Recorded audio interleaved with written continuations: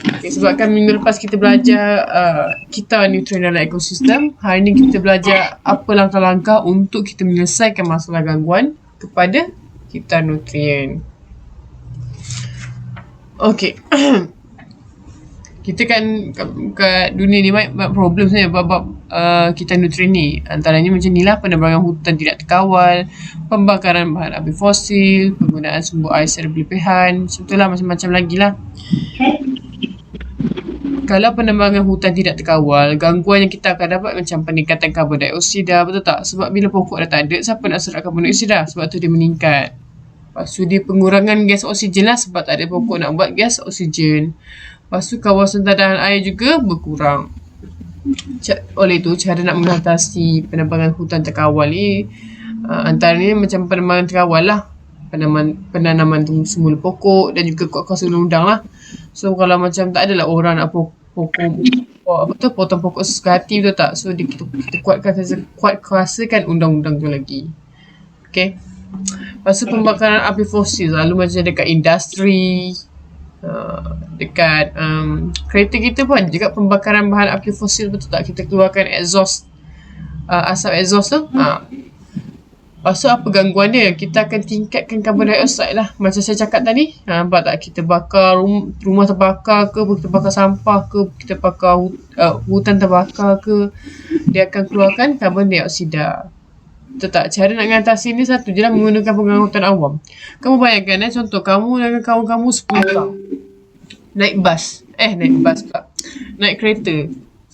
10 orang ni, seorang-seorang ada kereta masing-masing. So 10 kereta, betul tak? Kereta kamu keluarkan, setiap kereta keluarkan exhaust steam tu, betul tak? Keluarkan asap exhaust tu, betul tak? So kalau kamu semua 10 ni naik satu kenderaan awam iaitu bas, satu je kenderaan yang keluarkan exhaust gas tu. So waktu kita kata cara nak mengatasi pembakaran bahan api fosil ialah menggunakan pengangkutan awam. 10 kereta boleh jadikan satu bas. Itulah cara nak mengatasinya. Kurang sikit pencemaran. Dia memang still ada pencemaran tapi dia kurang lah. Betul tak? Seterusnya penggunaan sumber air secara berlebihan. Kita masih membazir air sana, lupa tutup pipe. Nanti bekan air kita akan berkurang lah, betul tak? So cara nak mengatasinya, macam kalau kita nak siram pokok ke apa, kita gunalah air hujan yang kita dah tadah. Kita akan tadah hujan, lepas tu air tu kita boleh cuci beranda ke, buat siram pokok ke. Air bersih kita guna untuk minum semua. Janganlah kamu pergi tadah air hujan buat mandi pula. Kan, tu lain cerita lah tu. Okay, seterusnya kita belajar pasal saling persandaran dan interaksi antara organisma dan antara organisma dengan kesihatan. Okay. Saya dah senaraikan 5 benda lah kat sini supaya kamu tak confuse. Kadang-kadang orang kata, cikgu apa beza habitat dengan ekosistem? Ni semua saya nak explain lah ni. Dia semua ni lain-lain. Habitat ni lain, spesies ni lain, populasi ni lain, ekosistem lain, komuniti lain. So habitat ni macam ni. Habitat ialah tempat tinggal atau persekitaran sesuatu organisma. Contohlah kamu kata, kalau orang kata kamu, cikgu, saya tanya awak lah, ikan duduk mana? Kamu akan jawab apa? Laut, sungai, betul tak? Kamu akan jawab ni ke hutan? Tak ada kan? Sebab apa? Sebab kamu tahu habitat ikan adalah dekat laut. Itu habitat. Faham? Tempat tinggal. Itu panggil habitat. Tapi dalam tempat tinggal dalam bahasa saintifik dia habitat lah. Macam tu. Spesies. Spesies ialah sekumpulan organisma yang mempunyai ciri-ciri yang serupa dan boleh saling membiak dan menghasilkan anak. Kamu tengok kucing. Kucing ada macam-macam jenis, betul tak? Ada kucing kampung, ada kucing mahal, ada kucing tak ada bulu, betul tak? Tapi walaupun orang lain, kalau diorang mate, kalau diorang membiak, diorang boleh dapat anak, betul tak? Maksud dia spesies yang sama lah. Jadi kalau kamu bagi kucing dengan beruang, kamu rasa boleh dapat anak tak? Tak boleh kan? Sebab dia bukan spesies yang sama. Kalau spesies sama, dia boleh dapat anak. Faham? Cuma dia bentuk lain, cuma tu je lah. Seterusnya populasi. Populasi ni sekumpulan haiwan lah. Sekumpulan organisma yang sama spesies dan hidup di habitat yang sama. Nama pun dia sekumpulan. Pastilah dia duduk habitat yang sama, betul tak? Takkanlah kuda laut duduk kat laut, tiba-tiba kamu nak samakan dengan kuda dekat darat. Mana boleh. So kita kena cakap dia spesies yang sama. Satu, dia juga mempunyai tempat duduk yang sama, habitat yang sama. Contohnya kuda lah. Kuda belang. Kamu tengok, diorang selalu berkumpul kan dekat apa tu, wildlife. Kalau kamu tengok cerita Animal Planet, kamu tengok diorang asyik berkumpul je. Macam kerbau. Kerbau pun asyik berkumpul je. Sebab dia duduk dalam satu populasi. Itu panggil populasi. Sama duduk dekat habitat yang sama. Seterusnya community. Community ni ialah berpopulasi organisma yang berbeza dan hidup bersama dalam satu habitat dan saling berinteraksi antara satu sama lain. Macam contohnya harimau dengan kerbau, ataupun harimau dengan rusa. Kemudian harimau pun kadang-kadang duduk dalam populasi, betul tak? Rusa pun duduk dalam populasi. Diorang dua tu dikira sebagai community. Faham tak? So dia singa akan makan kerbau, singa akan makan rusa. Itu semua community. Tapi kalau ekosistem, ekosistem ni lagi besar. Maksud dia melibatkan komponen yang bukan hidup seperti tanah dengan air, dengan udara. So macam ni, macam dalam gambar ni. So, tengok. Dalam gambar ni kamu tengok ada apa? Ada gajah, betul tak? Ada pokok, ada air. Diorang tinggal bersama-sama untuk apa tu, berkongsi air. Ekosistem ni dia melibatkan semua yang tidak hidup dengan hidup. Komuniti tidak, komuniti semua yang hidup sahaja. Faham? Okey. Sini ni senang je, betul tak? Okey, seterusnya keseimbangan ekosistem. Suatu ekosistem tu dikatakan seimbang jika organisma hidup dan juga komponen bukan hidup dalam persekitaran berada dalam keadaan yang harmoni dan saling bersandaran antara satu sama lain tanpa gangguan luar. Contoh komponen yang bukan hidup macam saya cakap tadi lah, air, cahaya. Faktor yang mempengaruhi taburan organisma seperti suhu, cahaya, kelembapan. Kenapa saya cakap tiga ni? Contohlah kamu bagi kucing yang tak ada bulu tu, yang kucing mahal tu, kamu bagi dia duduk dekat negara Antartika contohnya. Kamu rasa dia boleh membiak kat situ? Kamu rasa dia boleh hidup dengan lama kat situ? Kamu rasa dia punya populasi akan meningkat ke? Tak kan? Sebab tu suhu macam peranan. Kalau kamu tanam kaktus kat tempat Mak Saleh yang penuh, yang lembap, yang ni, kamu rasa dia boleh hidup ke? Tak boleh. Sebab kaktus nak tempat yang macam kurang air, betul tak? Kalau terlebih air, kaktus pun boleh mati tak? Betul tak? Cahaya. Cahaya apa kamu bagi jawapan? Macam kalau lah kamu tanam pokok kat dalam bilik store, boleh hidup tak? Tak boleh. Betul tak? Sebab tu cahaya pun memainkan peranan. Kelembapan. Kalau kamu tanam pokok apa? Kalau kamu tanam padi kat tempat kemarau, kamu rasa boleh hidup tak? Tak boleh kan? Sebab tu tiga ni antara faktor yang mempengaruhi taburan organisma tu. Okey, seterusnya kepentingan penyelesaian kehidupan terhadap alam sekitar. Kita ada tiga tempat ni saya ada senaraikan, iaitu tropika, tundra dengan gurun. Okey, tropika dia menerima taburan hujan yang tinggi macam kita Malaysia dan limpahan cahaya matahari sepanjang tahun. Okey, tak ada dah sebulan tak ada cahaya matahari, tak ada. So tundra pula dia ni musim sejuk yang berpanjangan dan musim panas yang singkat. Dia sejuk dia contoh, sejuk dia 8 bulan. Panas dia 4 bulan je. Ini tundra lah bagi dia. Tengok keadaan ni. Saya rasa kamu pernah tengok ni keadaan macam ni dekat cerita Mak Saleh semua, betul tak? Ini maksud dia tundra bukan tropika. Tropika ni dia taburan hujan dia tinggi. Lepas tu dia limpahan cahaya matahari ada sepanjang tahun. Gurun ni pula, gurun ni kalau saya tahu ramai tahu dia macam tempat-tempat tak cukup air ni. Dia cuaca dia panas je, lepas tu kering yang melampau. Lepas tu jadi macam ni, susah hidup. Susah apa tu? Kita nak hidup tempat macam ni lah.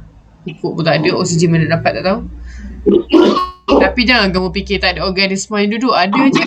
Ada ular apa tu? Ular tedung yang duduk kat tempat kemarau tu, ada je. Boleh je hidup. Okey, seterusnya interaksi antar organisma. Dia banyak sebenarnya tau. Jenis-jenis interaksi ni. Okay. First thing first, nak kamu tahu pasal mangsa-pemangsa lah. Mangsa-pemangsa ni, maksud dia ni, macam harimau dengan rusa. Betul tak? Siapa mangsa? Siapa mangsa kalau harimau dengan rusa? Rusa lah mangsa dia, betul tak? Mangsa dia yang makan dia lah, iaitu harimau. Faham tak? Sebab mangsa-pemangsa dia melibatkan satu organisma yang makan organisma lain. Dia makan organisma lain. Bukannya dia belai ke, dia cium ke, bukan dia makan. Mangsa pula ni organisma yang dimakan. Mangsa ni yang mati lah. Tu nama mangsa. Saya tulis mangga pula kan. Mangsa, maksud saya mangsa Okay. Pemangsa ni organisma yang memburu tu lah, yang makan mangsa tu. Sebab tu dia panggil pemangsa. Macam contohnya harimau dan juga rusa. Lagi apa? Beruang dengan ikan. Lagi apa? Macam-macam lah. Kamu dengan ayam pun boleh tak? Pemangsa tak? Okay. Seterusnya persaingan. Symbiosis ni kita buat last lah. Persaingan ni bersaing. Selalunya kita bersaing benda yang sikit, betul tak? Pernah kita bersaing benda yang banyak? Susah. Sebab benda banyak, kadang-kadang tak habis pun, betul tak? So nak apa bersaing? Buat penat je. Sebab tu persaingan berlaku apabila organisma dalam satu habitat bersaing untuk mendapatkan keperluan asas yang terhad. Nampak? Keperluan asas yang terhad. Seperti cahaya, air, ruang dan pasangan. Macam contohnya, pokok kat hutan. Kamu memang tak nampak, betul tak? Tapi kalau kamu perasan, diorang tu berebut nak jadi tinggi tau. Berebut nak tinggi. Kenapa? Diorang bersaing apa sebenarnya? Diorang bersaing cahaya matahari lah, betul tak? Siapa tinggi dapat lah, betul tak? Siapa yang pendek ni kena teduh lah, betul tak? Sebab ni dia kata dia bersaing untuk mendapatkan cahaya matahari. Ini satulah. Lagi satu, bersaing untuk mendapatkan air pun sama juga. Bersaing untuk mendapatkan ruang dan juga bersaing untuk mendapatkan pasangan. Kamu pernah tengok badak sembuh air tak? Kamu tengok tak Animal Planet? Dia sampai gigit apa tu? Dia kan nak berebut pasangan kan sikit. So dia ni berebut dengan jantan lain sampai jantan tu mati kadang. So maksud dia berebut, dia bersaing pasangan. Selalunya badak sembuh air, rusa. Kan tengok banyak dia gaduh sebabkan pasangan. Kamu ingat dia gaduh sesaja je ke? Kadang-kadang dia gaduh sebab nak jadi nak tunjukkan kehebatan dia, boleh jadi juga. Tapi mostly dia gaduh pasal pasangan lah dalam Animal Planet ni. Yang terakhir, simbiosis. Simbiosis ni ada 3 tau. Dia berlaku apabila 2 atau lebih organisma yang berlainan spesies Dia berlainan spesies. Bukan spesies yang sama Berlainan spesies hidup bersama dan berinteraksi antara satu sama lain. Dia ada 3 jenis. Okay, satu mutualism, commensalism dan juga parasitism. Okay, mutualism ni kalau dalam bahasa Melayu, mutual ni kan, dalam bahasa Inggeris dia ni bahasa Inggeris lah sebenarnya, mutual ni. Dalam bahasa Melayu dia kan sama maksud dia. So kamu ingatlah ni mutual maksud dia sama. Kenapa sama? Okay, kamu tengok interaksi yang memberi manfaat kepada kedua-dua jenis organisma. Maksud dia bagi dua-dua manfaat lah, dua-dua dapat benefit. Sekejap, saya tunjuk kamu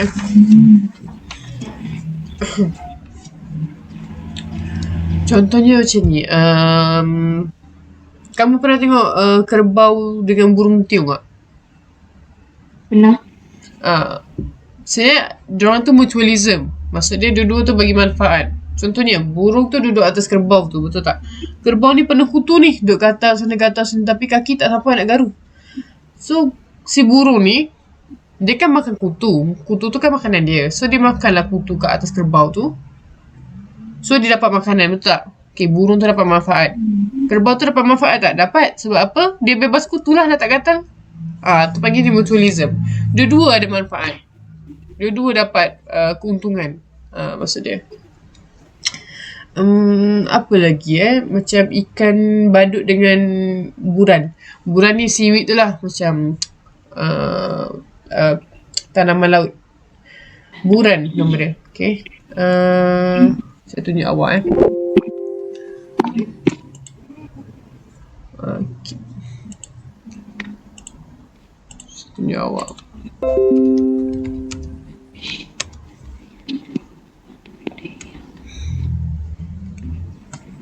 Ni.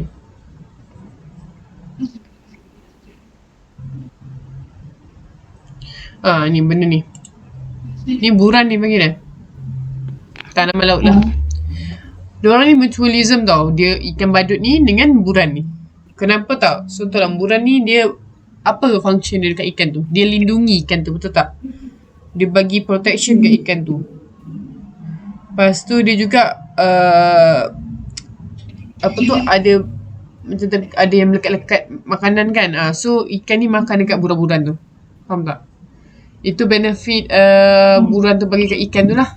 Apa pula benefit, apa pula manfaat ikan ni kepada buran pula? Ikan ni bila dia masuk celah-celah buran tu, betul tak? Dia actually membersihkan buran tu. Faham tak? Dia masuk, at the same time dia bagi nutrient dari segi bentuk sisa makanan kepada buran. Si dua-dua dapat manfaat. Betul tak? Dua-dua dapat keuntungan. Sebab tu panggil ni mutualism. Saya nak charge laptop jap.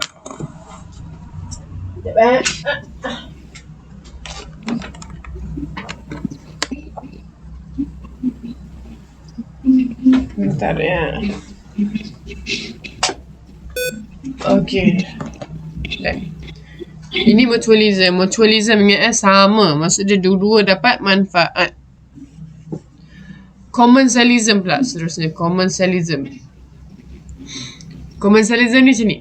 Satu dapat manfaat. Satu lagi tak dapat apa-apa. Faham? Contohnya sekejap. Okay.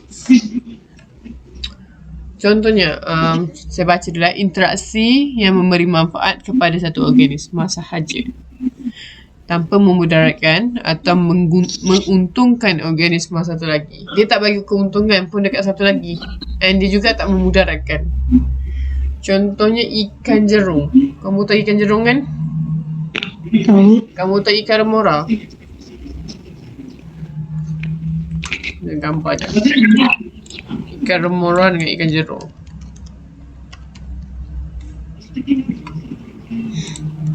Guys, saya rasa kamu pasti perasan. Kalau kamu perasan kan, setiap kali ikan jerung berenang, pasti bawah ada ikan.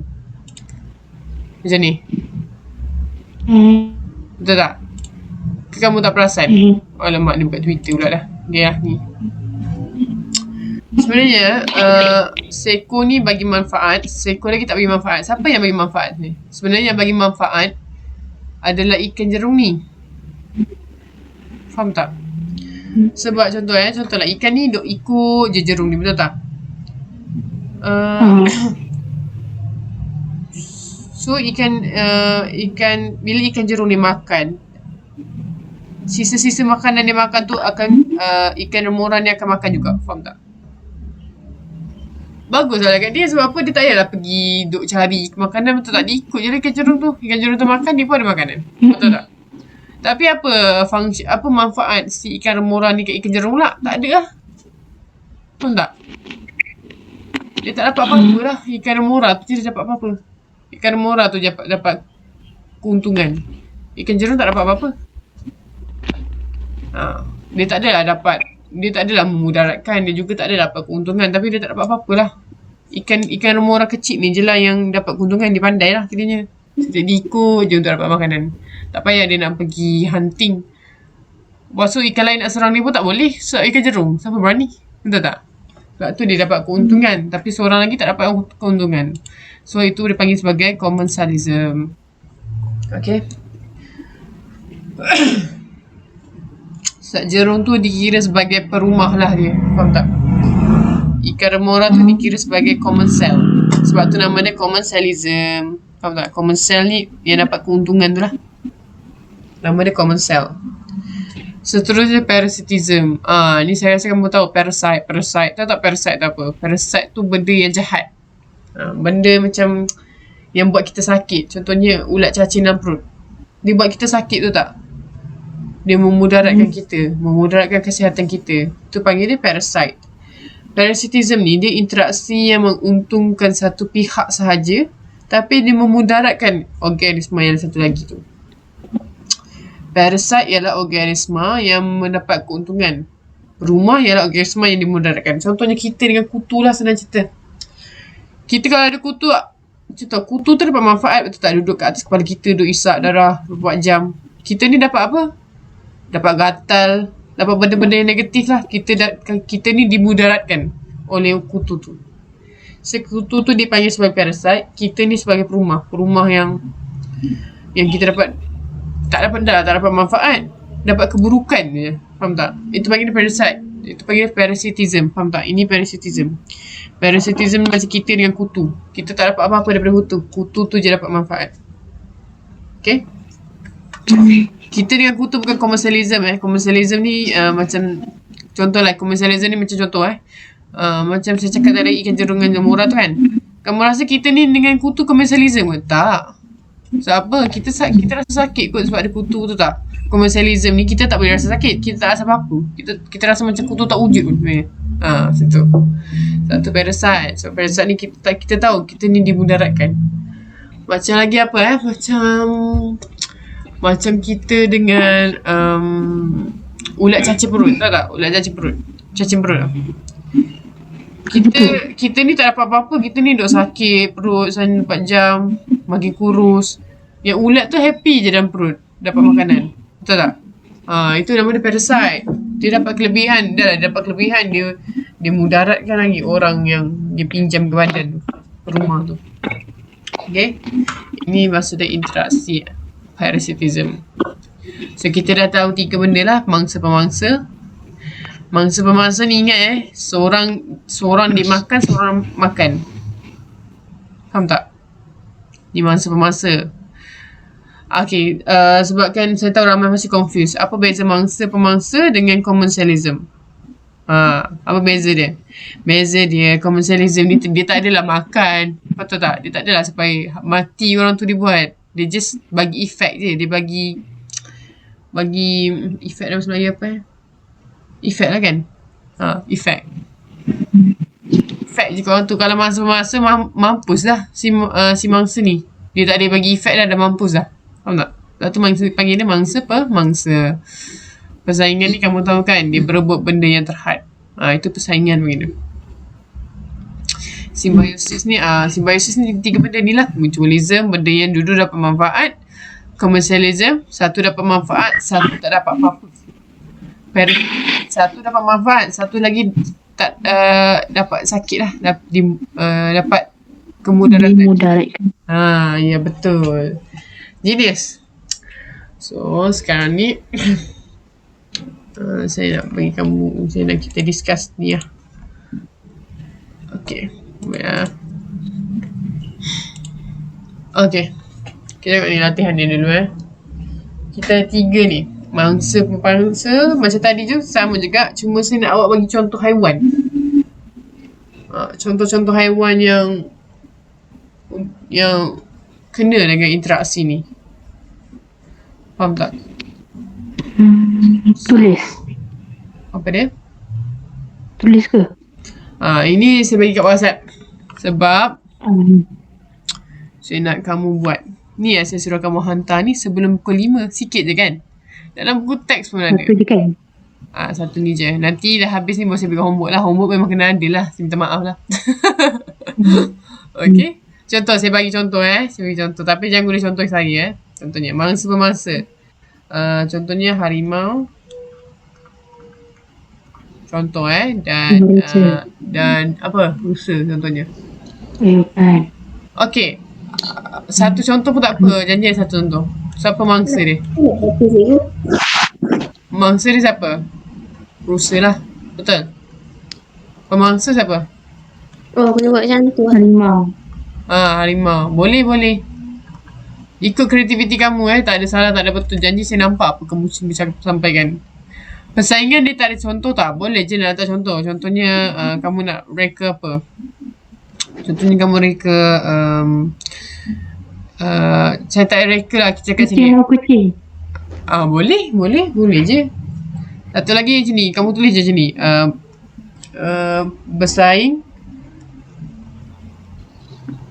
Bersaing mendapatkan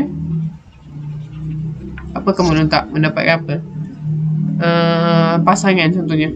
Dapatkan. Contohnya pasangan Pasangan kan? Betul tak? Macam apa? Badak sembuh air ya. Badak air ya. Badak sembuh air. Sama je. Ini contohnya. Betul? Okay? Kalau mutualism ini tak ada lah sebab ini kan under 3 ni. Betul tak? Tu nak buat apa? Betul? Kamu tulis kat sini satu-satu. Mutualism apa? Commercialism apa? Parasitism apa? Contoh mutualism. Contohnya mutualism ni macam ikan badut dengan buran. Kenapa kamu cakap macam tu? Sebab kalau ikan badut mendapat ni. Ikan buran pula mendapat ni. Macam tu. Okay. So, itu je lah. Itu je saya nak cakap sebenarnya. Sekejap.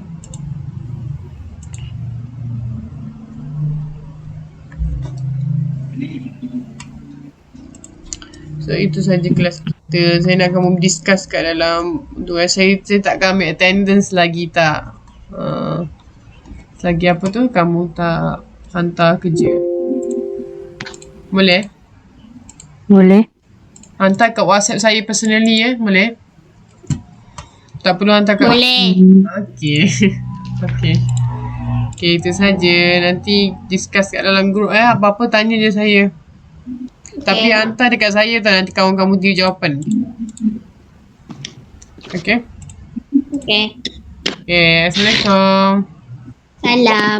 Bye. Bye. Bye. Bye. Bye.